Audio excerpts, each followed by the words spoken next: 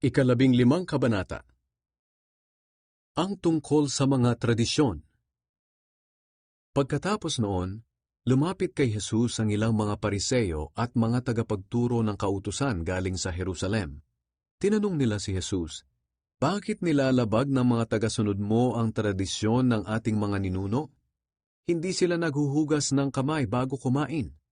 Sumagot si Jesus sa kanila, "At kayo, bakit ninyo nilalabag ang utos ng Diyos dahil sa inyong mga tradisyon? Halimbawa, sinabi ng Diyos, igalang ninyo ang inyong mga magulang, at ang lumapastangan sa kanyang mga magulang ay dapat patayin. Ngunit itinuturo naman ninyo na kapag sinabi ng isang anak sa kanyang mga magulang na ang tulong na ibibigay niya sana sa kanila ay nakalaan na sa Diyos, hindi na niya kailangang tumulong sa kanila. Pinawawalang halaga ninyo ang utos ng Diyos dahil sa inyong mga tradisyon. Mga pakitang tao, tamang-tama ang sinabi ng Diyos tungkol sa inyo sa pamamagitan ni Isaias. Iginagalang ako ng mga taong ito sa mga labi lang nila, ngunit malayo sa akin ang kanilang mga puso. Walang kabuluhan ang pagsamba nila sa akin, sapagkat ang mga itinuturo nila ay mga utos lang ng tao. Ang nagpaparumi sa tao. Tinawag ni Jesus ang mga tao at sinabi sa kanila, "Makinig kayo at unawain ang sasabihin ko. Hindi ang pumapasok sa bibig ng tao ang nagpaparumi sa kanya, kundi ang mga lumalabas dito." Lumapit ngayon ang mga tagasunod niya at sinabi, "Alam niyo po ba na nasaktan ang mga Pariseo sa sinabi ninyo?" Sumagot siya, "Lahat ng halamang hindi itinanim ng aking amang nasa langit ay bubunutin. Hayaan ninyo sila. Mga bulag silang taga-akay. Kung ang bulag ang aakay sa kapwa niya bulag, pareho silang mahuhulog sa hukay." Sumagot si Pedro, "Pakipaliwanag niyo po sa amin ang paghahalintulad na sinabi niyo kanina." Sinabi ni Jesus sa kanila, "Hindi pa rin ba ninyo naintindihan? Hindi ba ninyo alam na anumang pumapasok sa bibig ay tumutuloy sa tiyan at idinudumi? Ngunit ang lumalabas sa bibig ay nagmumula sa puso ng tao, at ito ang nagpaparumi sa kanya sa paningin ng Diyos. Sapagkat sa puso ng tao nagmumula ang masasamang pag-iisip na nagtutulak sa kanya para pumatay, mga lunya, gumawa ng sexual na imoralidad, magnakaw, magsinungaling, at manira ng kapwa. Ang mga bagay na ito ang nagpaparumi sa isang tao. Ngunit ang kumain ng hindi naghuhugas ng kamay ay hindi nakapagpaparumi sa tao."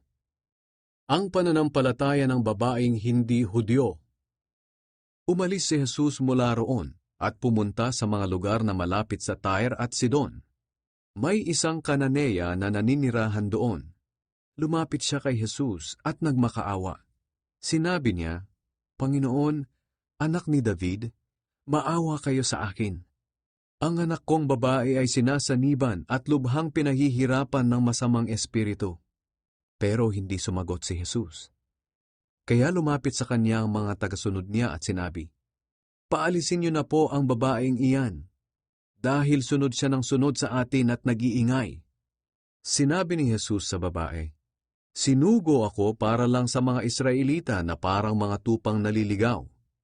Pero lumapit pa ang babae kay Jesus at lumuhod sa harap niya at sinabi, "Panginoon, tulungan niyo po ako." Sinagot siya ni Jesus sa pamamagitan ng isang kasabihan, "Hindi tamang kunin ang pagkain ng mga anak at ihagi sa mga aso." Sumagot naman ang babae, "Tama po kayo, Panginoon. Pero kahit mga aso ay kumakain ng mga tirang nahuhulog mula sa mesa ng kanilang amo." At sinabi sa kanya ni Jesus, "Napakalaki ng pananampalataya mo. Mangyayari ang ayon sa hinihiling mo." At nang sandaling iyon ay gumaling ang anak ng babae. Maraming pinagaling si Jesus. Mula roon, pumunta si Jesus sa tabi ng lawa ng Galilea. Pagkatapos, umakyat siya sa bundok at naupo roon. Maraming tao ang pumunta sa kanya na may dalang mga pilay, bulag, komang, pipi, at marami pang mga may sakit. Inilapit sila sa paanan ni Jesus at pinagaling niya silang lahat. Namangha ng husto ang mga tao nang makita nilang nakakapagsalita na ang mga pipi.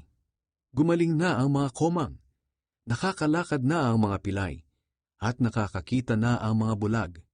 Kaya pinuri nila ang Diyos ng Israel. Ang pagpapakain sa 4,000. Tinawag ni Jesus ang mga tagasunod niya at sinabi, "Naaawa ako sa mga taong ito. 3 araw ko na silang kasama at wala na silang makain. Ayaw kong pauwiin sila ng gutom at baka mahilo sila sa daan." Sumagot ang mga tagasunod niya, "Saan po tayo kukuha ng sapat na pagkain dito sa ilang para sa ganito karaming tao?" Tinanong sila ni Jesus, "Ilan ang tinapay ninyo riyan?" Sinabi nila, 7 po at ilang maliliit na isda." Pinaupo ni Jesus ang mga tao.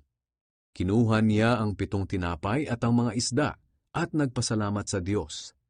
Pagkatapos, hinati-hati niya ang pagkain at ibinigay sa mga tagasunod niya, at ipinamigay naman nila ito sa mga tao. Kumain silang lahat at nabusog.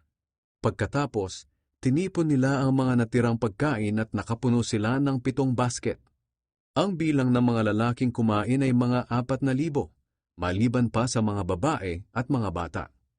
Matapos pauwiin ni Jesus ang mga tao, sumakay siya sa bangka at pumunta sa lupain ng Magadan.